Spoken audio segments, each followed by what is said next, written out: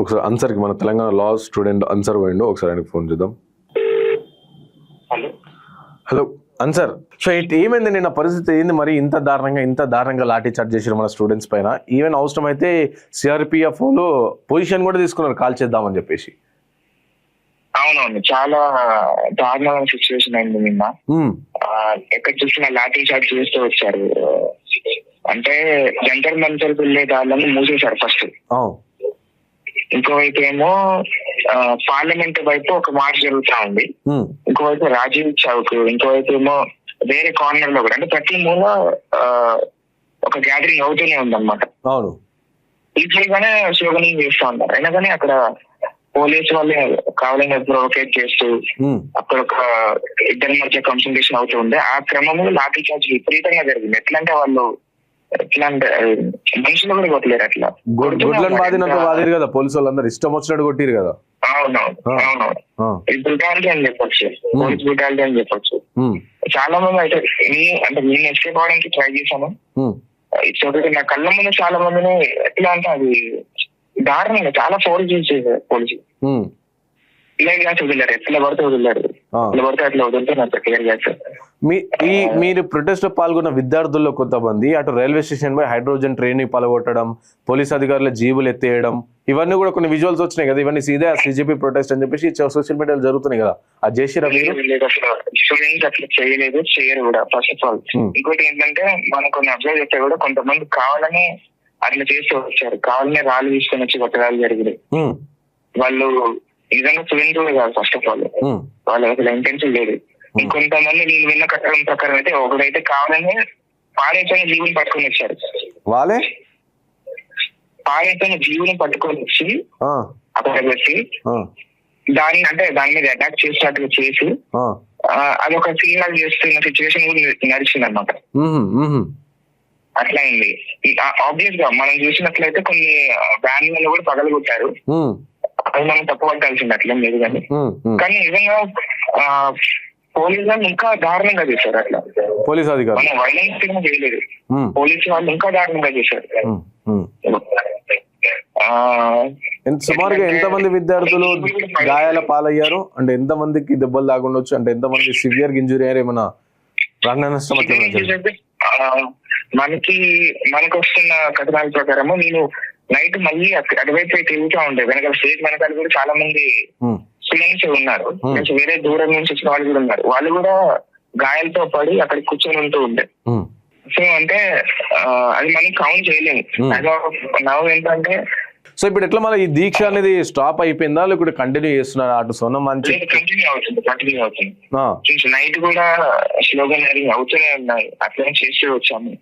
And still ఇంకా reply రాలేదు government నుంచి. ఇప్పుడైతే ప్రెసెంట్ అయితే మా కళ్ళ ముందు ఉన్నవి చాలా మంది ఇంజూర్ అయ్యారు. వాళ్ళందరినీ మేము వాళ్ళ నెంబర్ కూడా తీసుకున్నాం. చాలా మంది దూరం పడి ఉన్నారు తెలుసా. నిన్న ఒకరికైతే కాలు కూడా ఎరిగింది, ఆయన నడవలేక ఒక సైడ్ కూర్చొని ఉన్నారు. వాళ్ళ దగ్గరికి వెళ్దాము.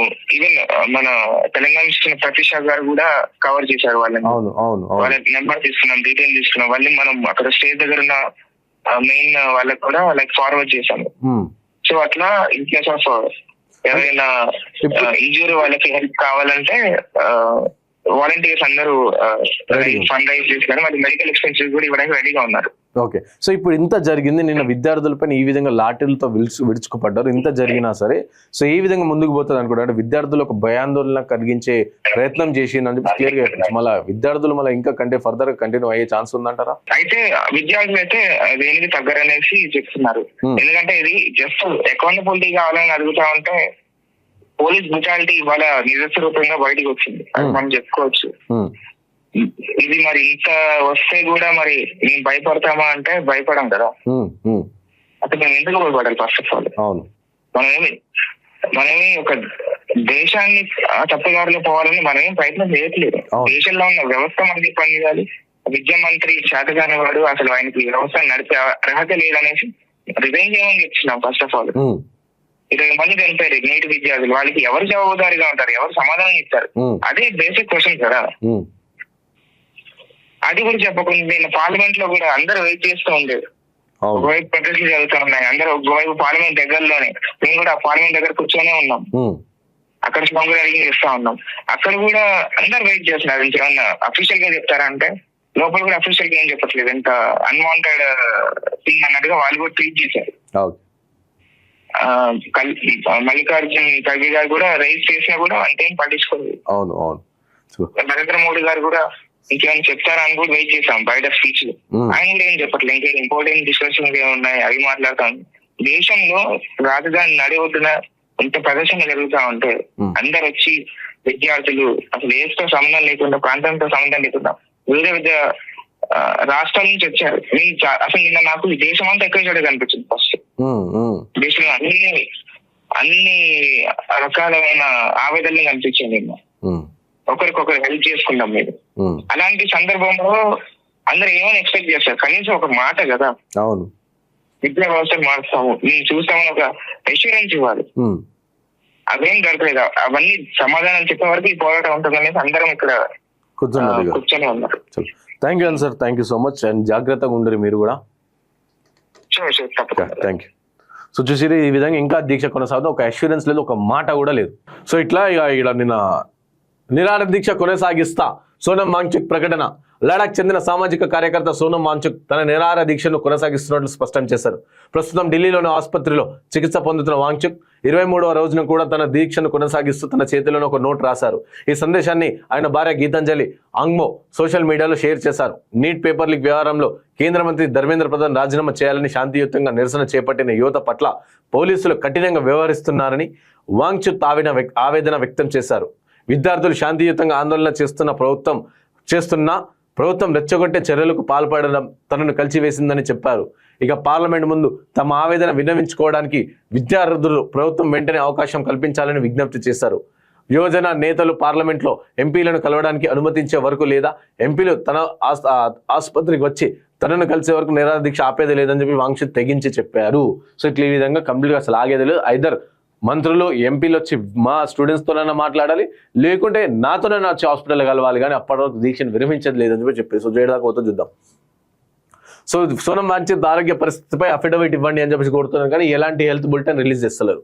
సో సర్ఫర్జంగ్ ఆసుపత్రి నుంచి వాంగ్చుక్ మేదాంత ఆసుపత్రికి తరలించేందుకు సింగిల్ జడ్జి నిరాకరించడాన్ని సవాల్ చేస్తూ ఆయన భార్య ఢిల్లీ హైకోర్టులో అప్పీల్ చేశారు. ఈ పిటిషన్ విచారణ జరిపిన చీఫ్ జస్టిస్ దేవేంద్ర కుమార్ ఉపాధ్యాయ, జస్టిస్ తేజస్వి కొరియాలా డివిజన్ బెంచ్ కీలక వ్యాఖ్యలు చేసింది. కేవలం రక్త పరీక్షలు లేదా పాథాలజీ నివేదికల ఆధారంగా రోగి ఆరోగ్య పరిస్థితిని అంచనా వేయలేమని, రోగి ప్రత్యక్ష ఆరోగ్య పరిస్థితిని కూడా చూడాలని స్పష్టం చేసింది.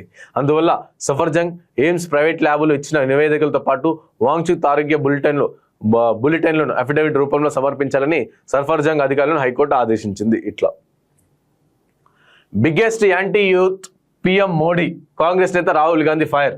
సో మాట్లాడదాం రాహుల్ గాంధీ గురించి మాట్లాడదాం, ఆయన ఏం చెప్పినా విన్నాక. సో ప్రధాని నరేంద్ర మోదీ దేశ చరిత్రలోనే బిగ్గెస్ట్ యాంటీ యూత్ పిఎం అని కాంగ్రెస్ ఎంపీ రాహుల్ గాంధీ విమర్శించారు. బీజేపీ ప్రభుత్వం యువతకు అన్యాయం చేయడంతో పాటు వారిపై దాడులు తెగబడుతుందని ఆరోపించారు. సోమవారం పేపర్ లీకేజ్పై నిరసన తెలుపుతూ వేలాది మంది కాంగ్రెస్ జనతా పార్టీ కార్యకర్తలు, విద్యార్థులు పార్లమెంటు వైపు మార్చిగా నిర్వహించారు. నిరసనకారులు బ్యారికేడ్లు దాటేందుకు ప్రయత్నించడంతో పోలీసులు టీఆర్ గ్యాస్ ప్రయోగించి లాఠీచార్జ్ అంతా కూడా తెలిసింది. సో ఇట్లా ఈ విధంగా ఏం మాట్లాడారు, మరి మీరెందుకు పోలేరు? మళ్ళీ మీరు కానీ సోనియా గాంధీ కానీ, రాహుల్ గాంధీ కానీ, ప్రియాంక గాంధీ కానీ, ఖర్గే కానీ, సో ఎందుకు పోలేరు మీరు? బీజేపీ అక్కడ దీక్ష చేస్తుంది జంతర్ మంతర్ దగ్గర. సో 23 రోజుల నుంచి ఆయన సోనం వాంగ్చుక్ అక్కడ నిరసన ఆమరణ నిరాహార దీక్ష చేస్తుంది. మరి ఎందుకు పోలేరు మీరు? పోయి ఎందుకు గెలవలేరు? సో మీ నుంచి ఒక ప్రతినిధి పంపిస్తే అయిపోయిందా? మీరు పోవాలి కదా, ప్రతిపక్ష నాయకుడుగా మీరున్నారు కదా, మీ బాధ్యత కదా. మీరు ఎలాగో కొట్లాడతలేరు నీట్ పైన, కాంగ్రెస్ పార్టీ కొట్లాడిన దాఖలాలు లేవు నీట్ పైన. సో మీరు ఎలాగో కొట్లాడరు. సో ఇలా కొట్లాడేటోళ్ళకి మద్దతు ప్రకటించాలంటే అది కూడా చేయరు మీరు. ఇప్పుడు వచ్చి మాట్లాడతారు, ఇప్పుడు వచ్చి ఇంత విధ్వంసం జరిగిన తర్వాత ఇప్పుడు మాట్లాడతారా మీరు? ఇప్పుడు మాట్లాడతారు మీరు ఇప్పుడే మాట్లాడతారు. ప్రియాంక గాంధీ ఇప్పుడు మళ్ళీ ఏ రోజు కూడా పోయి మాట్లాడలేరు. మన జంతర్ మంతర్ నుంచి 23 రోజుల నుంచి దేశవ్యాప్తంగా నేషనల్ మీడియా చూపించకపోవచ్చు, కానీ ఇంటర్నేషనల్ మీడియా చూపించింది కదా.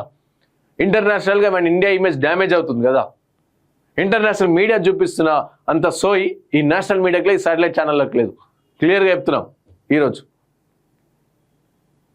ఏడన్నా కవర్ చేసారా వీళ్ళు? తెలంగాణలో అయితే తెలంగాణ కవర్ చేయరు, ఢిల్లీలో జంతర్ మంతర్ అయితే ఆడ చేయరు. చేసిన ఒకళ్ళ ఫేక్ ప్రపోగండా స్ప్రెడ్ చేస్తారు. ఏ రోజున మీడియా పైన ఇంత దుష్ప్రచారం జరిగిందా? ఈరోజు ఎందుకు జరుగుతుందో అట్లా ఆ విధంగా వ్యవహరిస్తుంది కాబట్టి